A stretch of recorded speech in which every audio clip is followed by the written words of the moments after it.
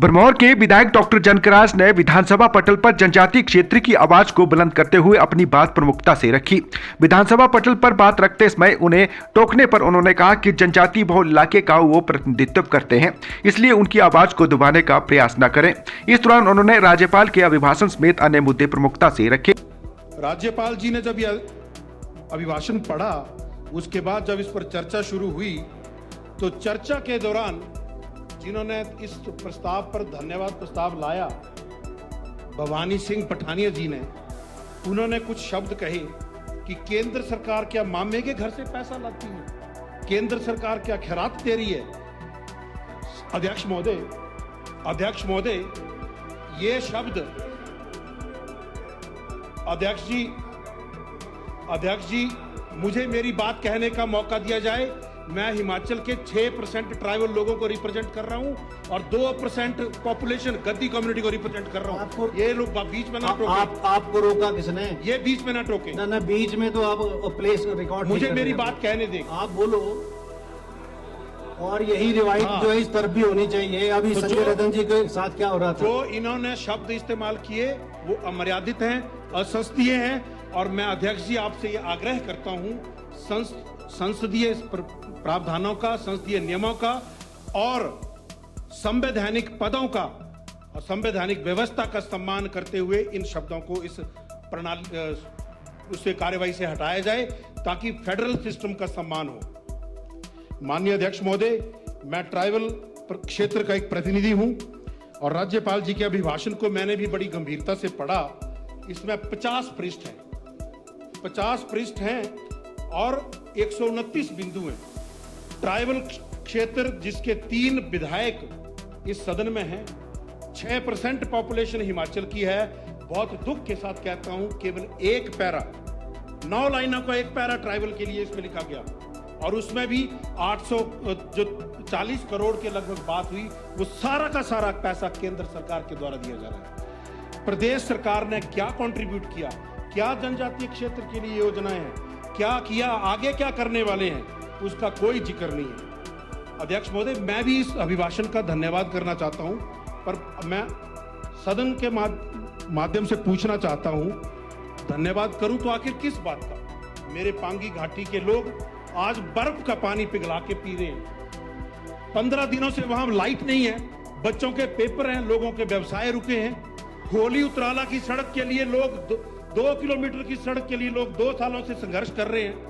अनेकों गांव में तागी, टाटरी, सुनारा लोगों ने अपने पैसे से सड़क बना ली, विभाग उनकी सुध लेने को तैयार नहीं है। क्या इस बात के लिए धन्यवाद करूं? चलती बसों के टायर खुल जा रहे हैं, चलती बसों से टंकियां गिर जा रही हैं, इस बात के लिए धन्यवाद करूं? स्कूल बंद कर दिए गए, स्कूल बच्चे पैदल जा रहे हैं 6-6 किलोमीटर और रास्ते में गिर रहे हैं, उनकी मृत्यु हो रही है, इसके लिए धन्यवाद करूं? होली में, चूड़ी में, भरमौर में, पांगी में दंत चिकित्सक का एक भी पद भरा नहीं है। अस्पतालों के हालात बहुत बुरे हैं, मैं इसके लिए धन्यवाद करूं? परंतु धन्यवाद मैं जरूर करना चाहूंगा कि आपने मेरे विधानसभा क्षेत्र में आदर्श स्वास्थ्य संस्थान खोला है। माननीय अध्यक्ष महोदय, मैं सरकार से पूछना चाहूंगा, कोई साइन बोर्ड तो लगा दो। लोग कहां जाएं? लोग ढूंढ रहे हैं, मेरे से पूछ रहे हैं कि विधायक जी बताइए कहां खुला है संस्थान। तो ये कृपया करके मैं आग्रह करता हूं, हाथ जोड़ के विनती करता हूं मेरे भोले वाले लोगों को, उस संस्थान का रास्ता तो दिखा दो, बेचारे वहां जाके इलाज तो कराएं। बेवजह बेचारे शिमला और कांडा के चक्कर लगा रहे हैं। ये मेरी ड्यूटी है, वो मैं अपना काम करूंगा, जो सरकार की ड्यूटी है वो करे। और जैसे भी कुछ एक बात में इस चर्चा से में जो लगी, मेरे से पहले जो माननीय सदस्य ने कहा कि हमने गारंटियां दी, हमने ये किया, हमने वो किया, हम 27 में बात करेंगे। मैं बताना चाहता हूं, जिन मतदाताओं ने ये सरकार बनाई, उनको बनाने वाले में और जिन मतदाताओं ने हमें यहां पहुंचाया, केवल 36,000 का अंतर है। हम भी आपके ही लोग, बराबर लोगों का प्रतिनिधित्व कर रहे हैं, क्योंकि जो समस्याएं हो रही हैं वो सबको हो रही हैं। सर, बात नंबर की नहीं हो रही है, बात लोगों की संख्या की हो रही है, कितने लोगों ने हमें साथ दिया। आज हिमकेयर कार्ड से लोगों को इलाज नहीं मिल रहा है, मैं इसके लिए धन्यवाद करूं। पांगी के हिस्सल, कुलाल, थांदल, भरमौर के थल्ला, सुल्लो, भद्रा, कंडी, मिंद्रा, ग्वाड़ गांव के लोग सड़क की मांग कर रहे हैं, त्यारी गांव के लोग पुल की मांग कर रहे हैं, अंदरला गांव के लोग पुल की मांग कर रहे हैं, उनकी मांग को पूरा नहीं किया जा रहा। मैं इसके लिए धन्यवाद करूं। हमारे मैं भोलेनाथ के शिव भूमि से आता हूं।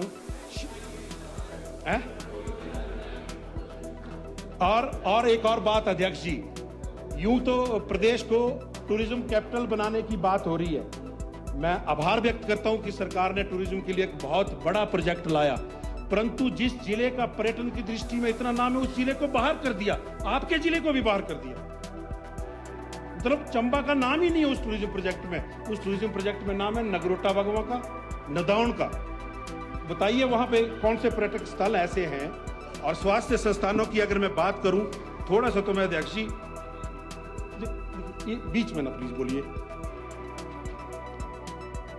ये अध्यक्ष जी आपके विधानसभा क्षेत्र की आज सुबह की अखबार की खबर है, एक चिकित्सक के सहारे चुवाड़ी अस्पताल 6 महीने से एक्सरे मशीन खराब। आदर्श स्वास्थ्य संस्थान का पता बता दीजिए ताकि लोग वहां जाएं।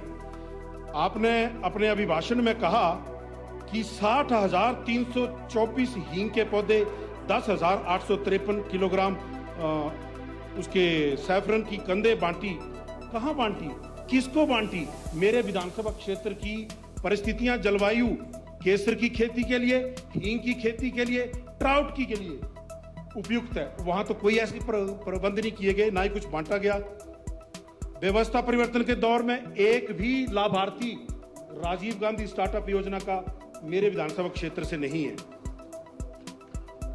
1500 रुपया आपने लाहौल स्पीति की महिलाओं को तो दे दिए, मेरे जनजातीय क्षेत्र पांगी और भरमौर की महिलाओं ने क्या अपराध कर दिया कि उनको आपने 1500 रुपए नहीं दिए? मैं एक और चीज अभिभाषण में मैंने पढ़ा कि स्पेशल रिलीफ पैकेज दिया, बहुत अच्छा किया। मैं धन्यवाद करता हूं इस बात के लिए, व्यक्तिगत तौर पर धन्यवाद करता हूं, क्योंकि 1.5 लाख से किसी का कुछ नहीं बनता। आपने 7 लाख दिया, बहुत अच्छा दिया। परंतु एक राष्ट्र, एक झंडा, एक विधान, एक प्रदेश, एक कानून।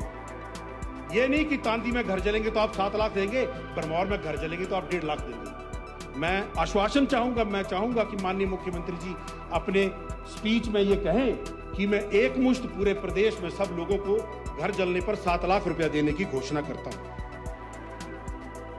ताकि मैं भी अपने जनजातीय क्षेत्र के लोगों की ओर से आप लोगों का धन्यवाद कर सकूं। और बार बार यहां यह कहा जाता है कि केंद्र सरकार सहायता नहीं कर रही है, केंद्र सरकार सहायता नहीं कर रही है। हिमाचल एक विशेष दर्जा प्राप्त राज्य है, 90-10 की रेशियो से यहां पर काम हो रहे हैं, और सेंट्रल गवर्नमेंट जो है वो अपना काम बखूबी कर रही है।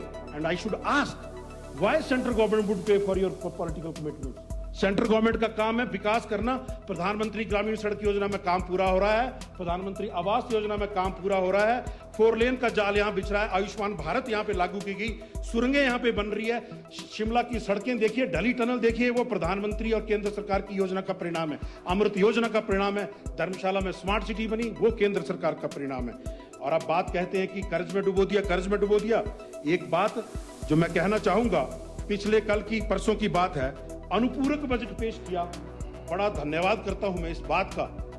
मैं इस सदन के माध्यम से पूरे हिमाचल प्रदेश के लोगों को बताना चाहता हूं कि अनुपूरक बजट होता क्या है। जब आपने 2024-25 का जो बजट पारित किया, वो चद्दर से बाहर जब आपके पैर चले गए, तो उसको पूरा करने के लिए आपने 17,000 करोड़ रुपए का सप्लीमेंट्री बजट पेश किया। भाई साहब प्लीज बीच में ना बोलिए, मैं रिक्वेस्ट कर रहा हूं, क्योंकि ये सर सुनो मत ना, इधर सुनो। तो मैं ये माइक ये लगा लेता हूं, ये लगा लेता हूं। मैं बताना चाहूंगा ये कंप्लीट फेलियर है फाइनेंस डिपार्टमेंट का और प्लानिंग डिपार्टमेंट का, क्योंकि उत्तर प्रदेश जैसे बड़े राज्य में सप्लीमेंट्री बजट पेश किया जाता है 1.66% ऑफ टोटल बजट, 12,000 करोड़ का सप्लीमेंट्री बजट, और हिमाचल में सप्लीमेंट्री बजट पेश किया जाता है 33% of the original budget. It is total failure of finance department and planning department. और फिर बोलते हैं कि जयराम जी ने कर्ज में डुबो दिया। ये इन सब आप एक सुझाव भी देना चाहूंगे माननीय मुख्यमंत्री जी को, जैसे पुराने समय में राजा लोग भेष बदल के घूमते थे ना, एक बार आप भेष बदल के घूमिए तो हिमाचल में लोग क्या बोलते हैं। ये अफसरशाही घुमा रही है मुख्यमंत्री जी को। वो तो नेक इरादे से काम करना चाह रहे हैं, सवेरे कुछ ऑर्डर निकलवा देते हैं, शाम में फिर वापस ले लेते हैं। तो ये अफसरशाही घुमा रही है।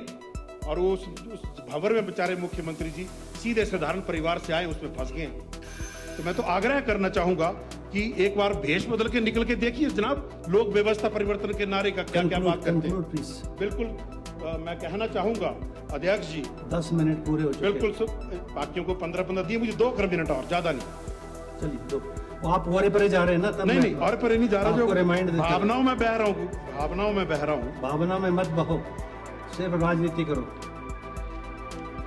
तो मैं पूछना चाहता हूँ हिमाचल प्रदेश सरकार से कि जो पिछले बजट अब हमने पारित किए यहाँ पे विधानसभा का बजट सत्र लगाकर, उससे आपके अनुमानित खर्चे 17,000 करोड़ क्यों बढ़े? मैं जवाब देता हूं क्यों बढ़े।